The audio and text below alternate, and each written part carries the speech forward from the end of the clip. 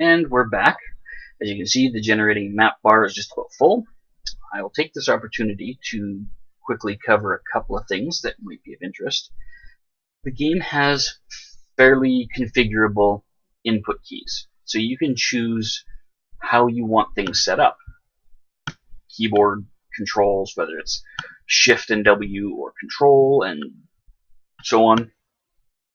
I have found that ideally for this game, the best configuration that works for me is what I've got here. It's something that I've actually saved in a text file and I've been using for 3 years roughly. I tend to find that the keybinds make a certain amount of sense. Like personal quarters, i.e. bedrooms, I've got B. Clipping trees, for example, is C. Digging a hole, D. There's a lot of them that make sense that way, so it's not too hard to remember. And after using this same pattern consistently for a little while, it's a really hard habit to break. When I launch a new world, for example, like I've wiped my hard drive and I've got a new world and the whole new batch of keybinds because it's default, I have a bugger of a time until I remember to go back and reset it. So for those of you who want to copy or use this as a somewhat guide, there it is. These are the keys I'll be referring to when I say I'm going to hit X here to replace the walls or whatever. So just so you have an idea and there's no confusion. Okay, looks like our world is ready.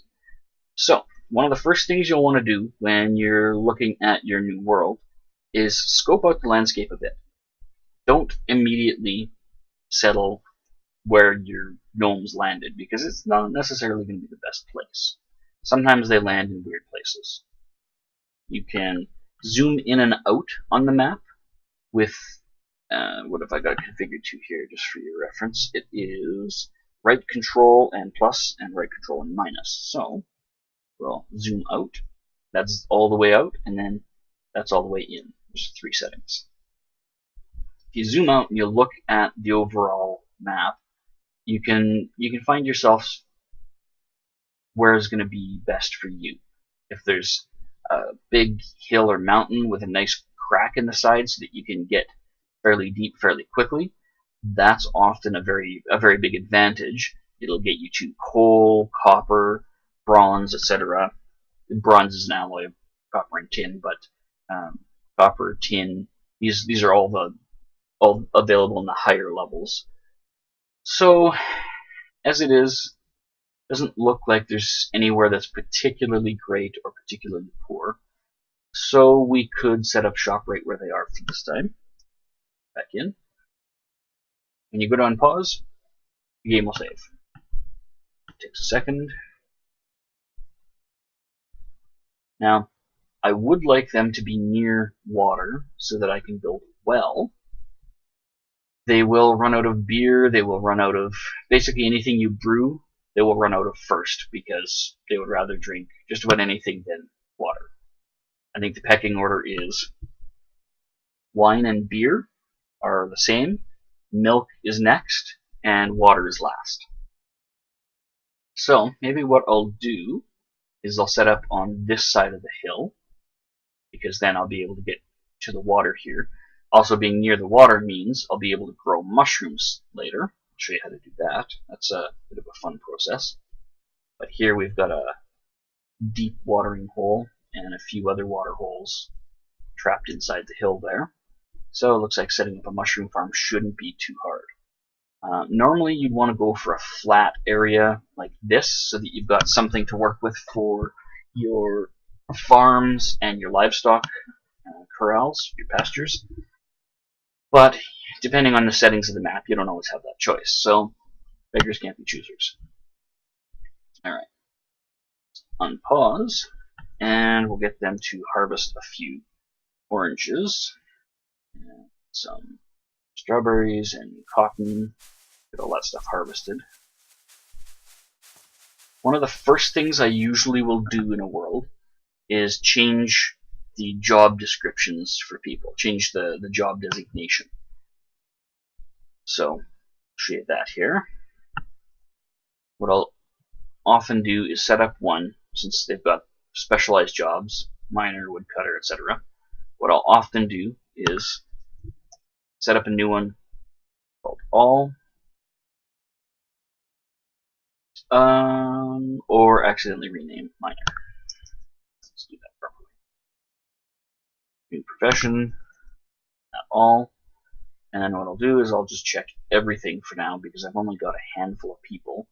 And if you assign a job to be done that there isn't someone already assigned to, for example, medic, caretaking, these are not things that are any of the default jobs.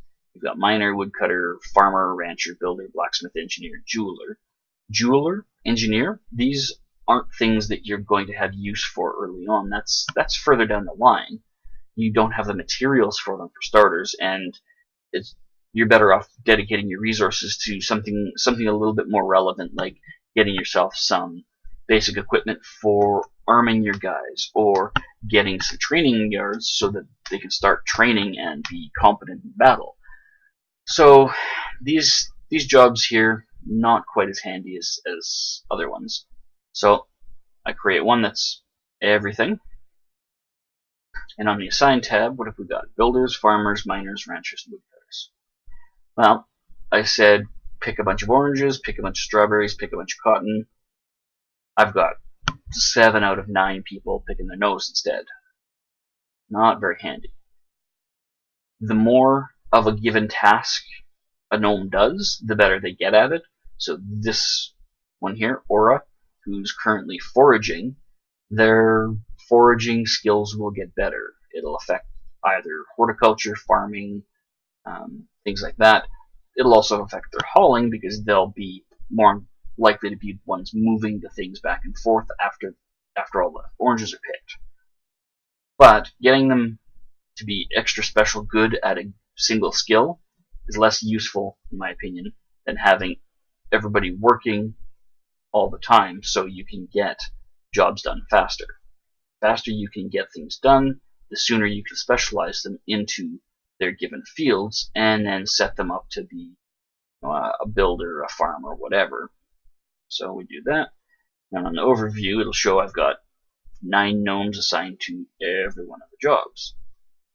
There's lots of these that won't be coming into play for a while, but having them set so that everybody's able to apply bandages and feed the injured, very, very important. If you don't do that, the injured will not get bandaged, and if they are injured enough that they can't move, they will starve or die of thirst because nobody's looking after them. While we're at it, let's clip some trees, and we'll assign a pasture, which in my keybinds is P, I believe. No, that's planting a tree. T is pasture. It doesn't have to be very big because I only have the 1 yak right now, or 2 yaks. So pasture size 24, animal size 12. So I can put 2 animals there. Got 32 straw to feed the 2 of them. That is it. So now the yaks are wondering, when they're done clipping all those things over there, somebody will come over here and find this yak and put it in the pasture. Now in the top left, you start out with 3 things that are tracked: depth, food, and drink. The food stat is not really something to worry about getting too high until you get it up close to 1,000. That's when you'll start to attract mantis ants. When your food dips too low, that's when you should be worried. And that'll be the case for more of the first year or 2 than not. You'll be watching that and concerned because your people are in danger of going thirsty or hungry, and when they run out of food or water, they start dying. Now you can track things over there by going into your stocks, your tracked items, and setting up a thing in here. So you click New, name it whatever you want it to be, say straw, and then you go and you select the various materials you want tracked in that group. and you can mix and match anything with anything. So in this case, let's go all forms of straw will be tracked by that. There. Now I can see how much feed I've got for the 2 yaks, which have not yet been brought home, without having to actually go into my stocks and look. It'll just be there at a glance, and it'll turn orange when I run out, so I know, oh shit, my yaks are going to starve. I need to harvest some more straw or butcher my yaks. Because if they go hungry for long enough, they just wander off. So you're better off butchering them than letting them abandon you. Okay, while they're doing that, let's see what we can find here. We have this level here is 0. So I'm going to probably build a well here and have a tunnel coming back from there. And, oh good, they're done. Start putting the yaks in there and feeding them. What we can do now is we can cut these logs, cut down all these pine trees that we clipped all the branches off of. Is one of the first things you need a lot of is wood and stone. Those two are very important, because without wood and stone you can't make any of the workshops. The workshops, that's walls. The workshops are, what did I have them set as? Shift and W. They're all listed here. You can build any of them anytime, anywhere, as long as you've got the required items. So for training grounds, you need training dummies. For a kiln, you need a furnace and bellows, and so on. Each of them has their own requirements.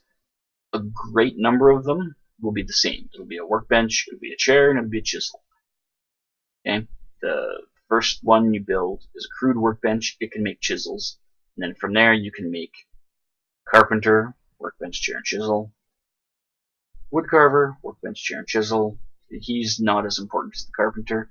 The carpenter makes all of your practical wood items, boxes, barrels, furniture, anything and everything that you need. The woodcarver makes trinkets, puzzle boxes, and statuettes, and crap like that that you sell to traders. Stonecutter turns raw stone into blocks. Stonemason and the stonecarver use blocks. So without a stonecutter, neither of these is worth building. And as is the case with woodcarver, stonecarver makes trinkets for trade. Stonemason makes practical things for internal use. Well, you can also sell them, but the stuff that you'll need, the stonemason makes. So you need a stone table or stone chairs, or you need to make statues or things like that out of stone. That's where it'll be made. So first thing we should do is set up a crude workbench once we find some stone. Now I know there's some stone over here, but I'm not real sure that these guys are able to get there without getting lost in the pathing. So what I'll do is I'll just dig down a little. Let's say right here. M for mine. That'll take you to the mining walls. Get one of my miners digging through the side of this hill. Hit F.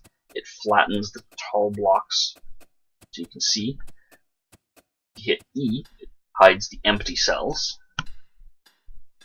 And we have stone. So what I'm going to do now is plan out a few things. What I want to work with first, I've got the stone and I've got the wood. So maybe what I'll do is I'll build the crude workbench. Doesn't matter what log I use because they're all the same. Same thing with the stone, it's all the same. Later on, when you have a variety of different logs or stones or planks or whatever, you can pick and choose, and it'll say a birch bench instead of any bench or a pine bench. So here we'll just do a crude workbench right there. And it's highlighted in green already, which means somebody is bringing the logs and the stones. Looks like my miner is doing that. Once this is built, I'll be able to set somebody up making a few chisels so we can make a couple of other more useful benches. Alright, let's make, we've got raw serpentine 3. Okay, let's make a chisel. We only have 2 stone. Pardon me, we only have 3 stone and we need 2 per chisel. In the meanwhile, what I can do is mine out a bit more in here. So there's a second miner. Comes. And while she is making chisel, he can get more material for chisels, and I can say, let's make,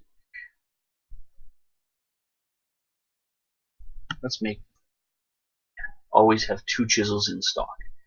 You set up a build order and set the craft to, it will always maintain that much stock if there's the material for it. If you, for example, if you only had 3 stone, they would only make 1 chisel, but as soon as a 4th piece of stone became available, you would have a second chisel. They will not make more than that, but if you have multiple workbenches all making the same thing up to a quota, so you had 5 workbenches and all of them said make chisels up to 2, you might have 5 people all go and make a chisel simultaneously because you're down to 1 or 0, and you'll end up with 5 or 6 chisels. Not really a big problem, just in case it ever happens, you know why. Now what I'm going to do is start setting up some rooms in here. What we want is a room for stockpiles. Stockpiles are important. That's where all of your materials get gathered. What you can even do, if you want to be a little bit of a cheeky bastard, hit O, set up a stockpile right in the middle here, and set it for stone. Now I've only made it 1 square, because that way all of the stone will end up in the same place, like so. Likewise, I'm going to do the same thing here for dirt. Not any clump, but specifically dirt. And I'll do 1 here for the clay. So then they will make piles of the stuff. Do it fast, do it efficiently, and get it the heck out of the way for when we're actually working on these rooms. Okay, now that we've got chisels, we can make other workbenches. We typically don't want to build workbenches and then disassemble them and then rebuild them and disassemble them because you're wasting a lot of time that way. So what you can do is you can set up kind of an assembly line where you'll have raw log storage. Say, I'm not going to actually dig it here, it's paused. Say you do this area across the hull. This whole thing is for logs. Then you can set up in here a bank of sawmills or whomever to cut that into planks. And then you set up a bank of storage here for planks. So then they only have to go this far to get their material and this far to drop off their material. And next to the planks are all the guys who are going to be needing that. So you've got your wood carvers and your carpenters there. They just have to run back and forth to the planks over and over. So actually that sounds like a really good idea. Maybe we will do that. Let's go find this out. And we'll go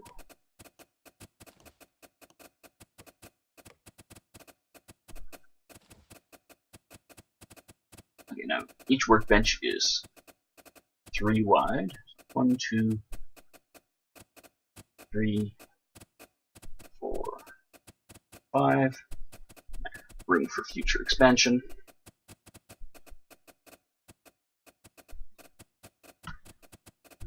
Now I can make this stockpile for logs. Wood, log, no matter what logs, they can all go there. The logs will only pile 1 per spot. Not very efficient. This is where things like crates come in handy because your gnomes will pile shit up way more efficiently. I'm going to make a stockpile here for soil. And a second one here for soil. So they'll pile things up, get them out of the log storage. Now, in the beginning, you'll see messages telling you people have fallen asleep on the floor. That's okay. They aren't going to get much better of a rest if you make them a bed out of a heap of straw, and that straw is better used for feeding your animals right now. What you could do, since it's still early, with some of this clear area, you could set up a farm. Now, if you go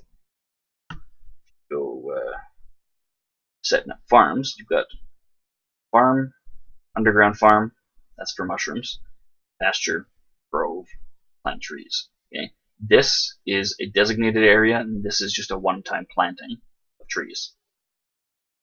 This here is basically just for mushrooms, unless you have one of the mods downloaded that allows you to plant other stuff underground. This will be what you want, farm. But, geez, if I try and do a 7x7 farm here, I've got a bunch of dead spots. What the hell's going on? Oh, that's clay. In order to farm, you need soil. So, we have the ability to replace the floor with dirt clumps. So we'll do that here, here, and here. Make farmable land out of this clay. Because the clay we have other uses for. As well, pull all of that stuff up.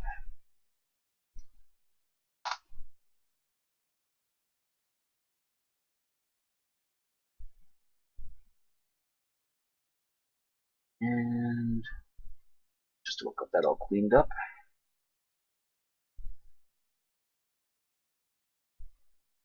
Okay, so we'll go farm, let's say, right there. We'll make that 24 tiles.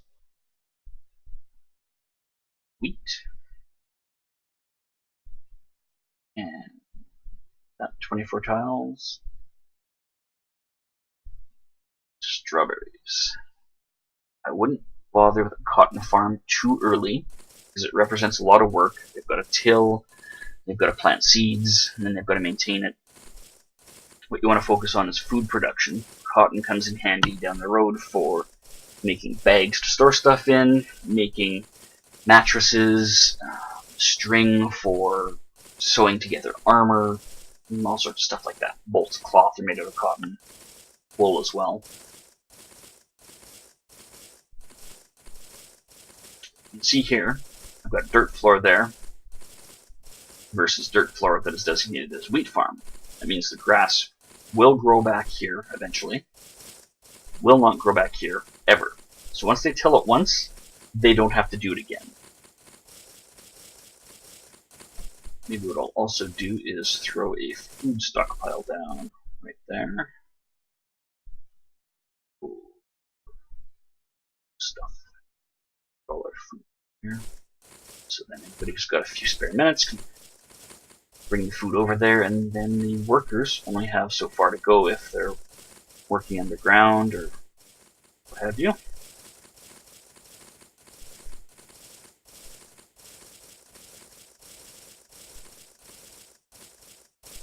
Alright. Now as these people are finishing, as these gnomes are finishing tilling, others are starting to grab seeds to plant the crops. It's important to get your crops started early so that you can generate straw. The straw is what you feed your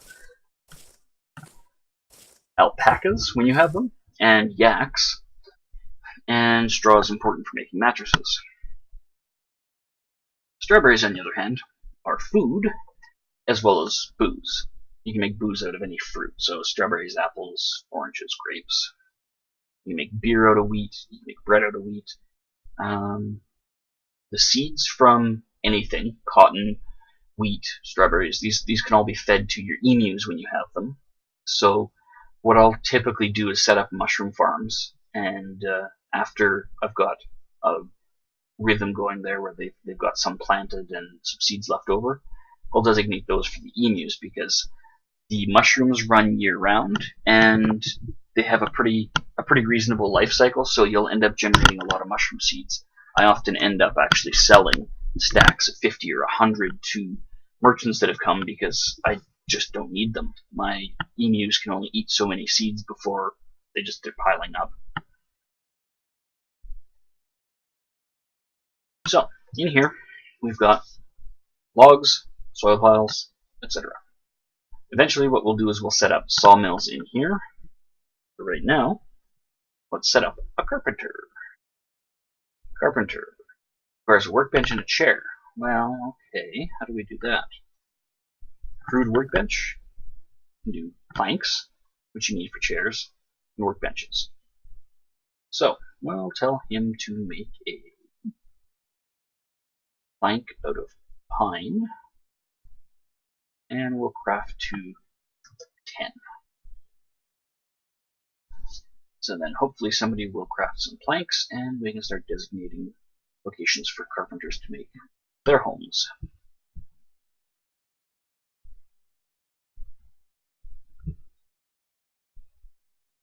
While we're waiting for some planks to manufacture, we can start digging other things as well. For example, this is our log storage. This will be sawmills. Over here, we can set up plank storage.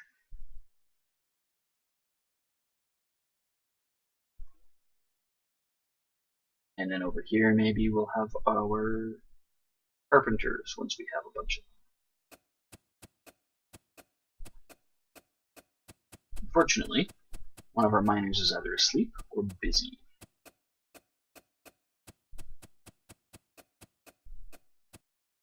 Probably sleeping.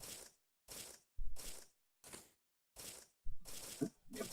More tilling action going on.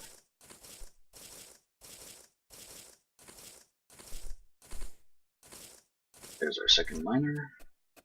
And this will go a lot faster. Start designating some stockpiles really close by for dirt, so they don't waste a lot of time hauling.